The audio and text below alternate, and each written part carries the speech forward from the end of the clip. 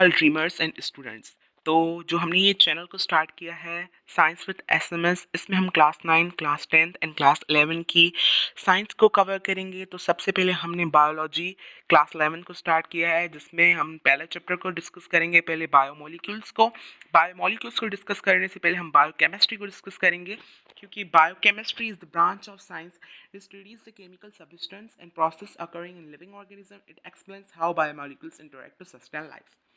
तो आपको बायोकेमिस्ट्री की डेफिनेशन को बिल्कुल समझना ही होगा, जिससे हम बायोमोलिक्यूल्स को आगे समझ पाएंगे। बायोकेमिस्ट्री एक ऐसी ब्रांच है साइंस की जिसमें हम बायोलॉजिकल साइंस एंड हम फिजिकल साइंस की ब्रांच केमिस्ट्री को मर्ज करके पढ़ते हैं। केमिस्ट्री जो है ज़ाहिर है स्टडी आपकी एलिमेंट्स मॉलिक्यूल्स की।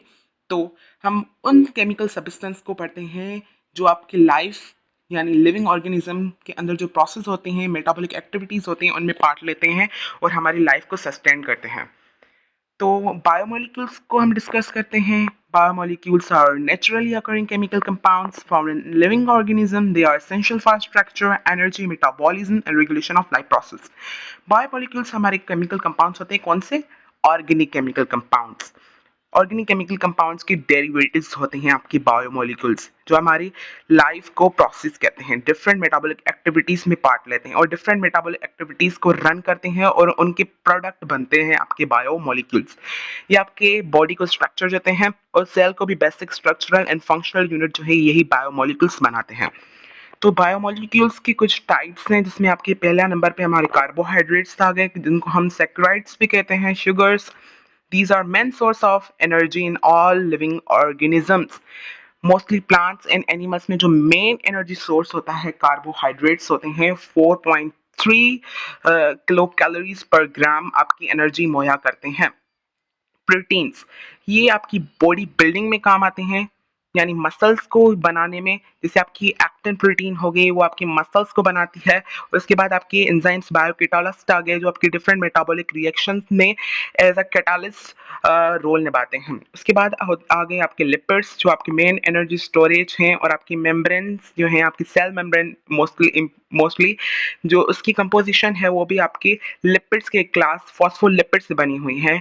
फॉस्फोलिपिड में भी आपका मोस्टली जो इंपॉर्टेंट है बायोलॉजिकल पॉइंट ऑफ व्यू से, वो है आपका फॉस्फोडेटाइलकोलिन, जिससे आपकी सेल मेम्ब्रेन्स मोस्टली बनी होती हैं। उसको हम आगे चल के डिस्कस करेंगे, इनके स्ट्रक्चर्स को भी। तो चौथे नंबर पे हमारे न्यूक्लिक एसिड, जिनको हम ऑर्गेनिक एसिड्स भी कहते हैं। ये हमारी जेनेटिक इन्फॉर्मेशन को कैरी करती हैं, जेनेटिक इन्फॉर्मेशन को कैरी करती हैं और ट्रांसफर करती हैं जनरेशन टू जनरेशन। इनको भी हम आगे चल के डिस्कस में डिटेल करेंगे, डिटेल में स्टडी करेंगे। एंड देन हम कार्बोहाइड्रेट्स को थोड़ा सा यहाँ पे नटशेल में समझ लेते हैं और डिफरेंट ऑर्गेनिक कंपाउंड्स और बायोमोलिक्यूल कंपाउंड्स को समझेंगे यहाँ पे। कार्बोहाइड्रेट्स, ये आपके इनके अंदर जो 3 की एलिमेंट्स होते हैं, कार्बन, हाइड्रोजन एंड ऑक्सीजन। और हाइड्रोजन और ऑक्सीजन का जो रेशो होता है वो आपके वाटर मॉलिक्यूल के बराबर होता है, यानी 2:1। They provide immediate energy to cells, ये आपकी क्विक एनर्जी प्रोवाइड करते हैं हमारे सेल्स को by the process of respiration. Example include आगे आपकी ग्लूकोज आ गई, सक्रोज आ गई, स्टार्च आ गए। हम डिफरेंट एग्जांपल्स आगे चल के पढ़ेंगे। Plants store carbohydrates as starch, plants जो है वो कार्बोहाइड्रेट्स को as a form of starch का अपने अंदर स्टोर करके रखते हैं। और हमारे एनिमल्स जो है ग्लाइकोजन के फॉर्म में हम पॉलीमराइज करके ग्लूकोज को रखते हैं, हम लिवर एंड मसल सेल। तो दूसरे नंबर पे है प्रोटीन्स। प्रोटीन्स जो है हमारी रिपीटिंग यूनिट्स अमाइनो एसिड से बनी होती हैं, ये इनके सब यूनिट्स होते हैं और उनके अंदर जो बॉन्ड होता है कार्बन और नाइट्रोजन के बीच में, वो आपका पेप्टाइड बॉन्ड होता है। ये भी आपका इक्विवेलेंट बॉन्ड का किस्म है, जिसको आगे चल के हम बिल्कुल डिस्कस करेंगे डिटेल में। ये भी आपकी वेरी इसेंशियल होती हैं आपकी ग्रोथ के लिए। रिपेयर ऑर्गेन एंजाइम्स हो गए, आपके हार्मोन्स हो गए, वो भी आपके प्रोटीन्स होते हैं।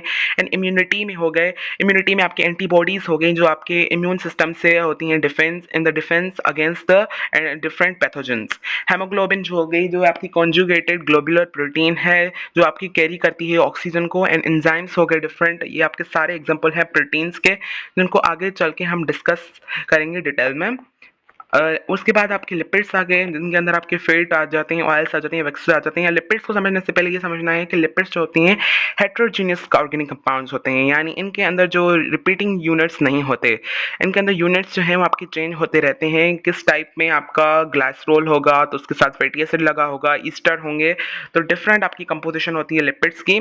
ये आपके मोस्टली हाइड्रोफोबिक होते हैं, उनके अंदर लॉन्ग टर्म एनर्जी रखने की कैपेसिटी होती है। And they also help in insulation में हेल्प करते हैं, यानी हीट को बाहर निकलने से बचाते हैं और अंदर आने से बचाते हैं। And form phospholipid bilayer of cell membrane, जो हम पहले ऊपर डिस्कस करके आए हैं कि ये आपकी सेल मेम्ब्रेन की जो फॉस्फोलिपिड होती है वो आपकी लिपिड से बनी होती है। एंड न्यूक्लिक एसिड में आते हैं, न्यूक्लिक एसिड यानी ऑर्गेनिक एसिड, जिनमें हम मोस्टली पढ़ते हैं DNA and RNA, deoxyribonucleic acid, ribonucleic acid. ये आपकी न्यूक्लियोटाइड सब यूनिट्स से बने होते हैं, responsible for storing, transmitting and expressing genetic information. जो आपकी जीन एक्सप्रेशन होती है, जो आपकी जेनेटिक इन्फॉर्मेशन होती है, वो आपकी डीएनए के अंदर इन the form of triplets of nitrogenous bases के अंदर रखी जाती है, और उसके बाद वो कॉपी करके हमारी जनरेशन टू जनरेशन आपकी डिफरेंट प्रोसेस से चल के आपके एक जनरेशन से दूसरी जनरेशन तक आपकी वो जेनेटिक इन्फॉर्मेशन जो है वो ट्रांसफर हो जाती है, जिसको हम आगे चल के डिस्कस करेंगे डिटेल में इन सारे प्रोसेस को। उसके बाद है इंपॉर्टेंस ऑफ बायोमोलिक्यूल्स। बायोमोलिक्यूल्स की इंपॉर्टेंस क्या है? पहले है हमारी एनर्जी प्रोडक्शन, जो हम ऊपर भी चल के पढ़ के आए हैं। मेन एनर्जी सोर्सेज होती हैं आपकी कार्बोहाइड्रेट्स एंड लिपिड्स, पर ये आपको फर्क समझना है। कार्बोहाइड्रेट्स क्विक एनर्जी प्रोवाइड करते हैं, एंड लिपिड्स जो हैं आपकी एनर्जी क्विक नहीं, वो एनर्जी को स्टोर करते हैं एक इन the form of storage of energy. And lipids के अंदर मोर एनर्जी होती है पर ग्राम, मोस्टली आपकी 9.3 किलो कैलोरीज पर ग्राम होती हैं आपके लिपिड्स में, एंड कार्बोहाइड्रेट्स में 4.3 किलो कैलोरीज पर ग्राम्स, ऑलमोस्ट डबल होती है आपकी। एक्ट एज अ फ्यूल, आपकी एनर्जी प्रोडक्शन में यह दोनों जो है फ्यूल के तौर पे इस्तेमाल होते हैं। मोस्टली कार्बोहाइड्रेट्स ही होते हैं हमारे सेल के अंदर। रेस्पिरेशन में आपके कार्बोहाइड्रेट्स जो हैं एनर्जी प्रोवाइड करते हैं। एंड देन आपके जो मसल्स, कार्डियक मसल सेल होते हैं, उनके अंदर जो फ्यूल यूज होता है वो आपके फैटी एसिड्स होते हैं, जिसकी वजह से वो लॉन्ग टर्म एनर्जी को प्रोवाइड करते हैं एंड स्टोरेज करके रखते हैं। जब बॉडी को ज़रूरत होती है उनकी, तो वो एनर्जी को प्रोवाइड करते हैं। And then growth and repair, जो ऊपर भी हम पढ़ के आए, प्रोटीन हेल्प करती हैं formation of tissues, muscle cells को फॉर्म करती हैं। एक्टिन आपकी प्रोटीन हो गई, आपकी मायोसिन प्रोटीन जो मसल कॉन्ट्रैक्शन करवाती है, एंड डैमेज सेल को रिपेयर करते हैं आपके प्रोटीन। एंड रेगुलेशन होगी आपकी एंजाइम एंड हार्मोन्स में आपके रेगुलेटर्स हैं, जो बायोकेमिकल रिएक्शन को स्पीड अप करते हैं और उनको उनके अंदर जो होम्योस्टेसिस है उनको मेंटेन करके रखते हैं। जेनेटिक कंट्रोल आपके डीएनए के अंदर होता है, डीएनए स्टोर करता है आपकी heredity information in the form of codes and ensures continuity of life, and life time तक उन इन्फॉर्मेशन को कंटिन्यू करके रखता है, जनरेशन टू जनरेशन वो ट्रांसफर होती रहती हैं। Structural role, biomolecules form important structure like cell membranes, जो भी आपकी सेल मेम्ब्रेन है आपकी मैमेलियन सेल के अंदर होगी, बैक्टीरियल सेल के अंदर होगी, वो आपकी बायोमोलिक्यूल से ही फॉर्म होती हैं। एंड साइटोस्केलेटन, साइटोस्केलेटन भी आपकी प्रोटीन से फॉर्म होता है, इस प्रोटीन को हम आगे चल के डिस्कस करेंगे। 6वें नंबर पे आती है हमारी इम्यूनिटी।